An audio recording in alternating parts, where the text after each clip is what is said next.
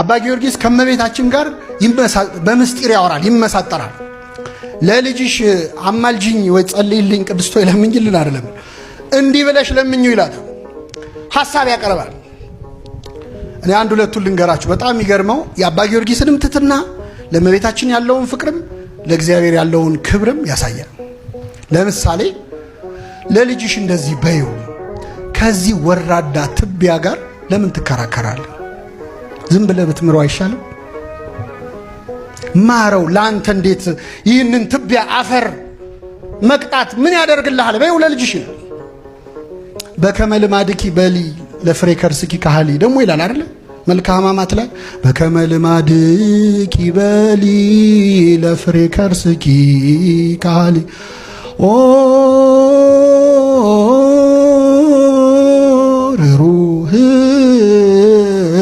ይተበቃሊ ለማህፀንሽ ፍሬ እንደዚህ በይው። አንተ ሩህሩህ የማትበቀል ወይ ሰዓሊ ስዕሉን ያጠፋል ወይ?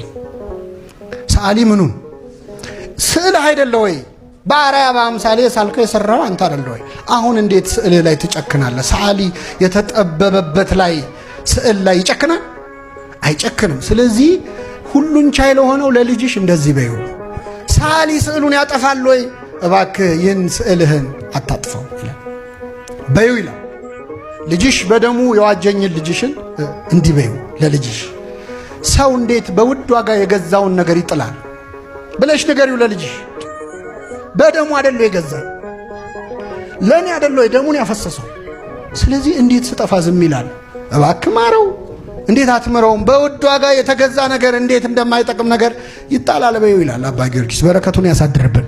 ስለዚህ ከመቤታችን ጋር ያለው ቅርበትና ፍቅር ያማክራታል። በስጋዊ ሕይወቱ፣ በመንፈሳዊ ሕይወቱ።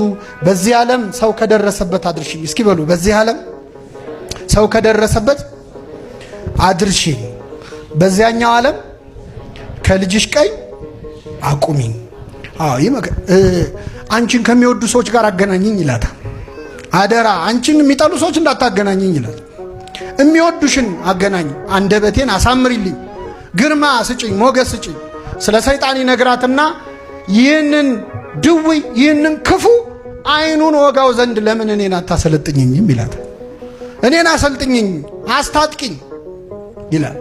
በእውነት የሃይማኖት ጥግ ትምክህትና ትሕትና አብሮ እንደሚነገር ልክ እንደ ቅዱስ ጳውሎስ እኔንም ያህለኝ የለም ይላል። በምግባሬ የረከስኩ ነኝ፣ በሃይማኖቴ ግን ማን ይደርስብኛል ይላል። አምነዋለሁ፣ በማመኔ ከፍ ያልኩ ነኝ፣ በምግባሬ ግን የተዋረድኩ ነኝ። ስለዚህ ነገሌን ምራ የለ ወይ? ይሄን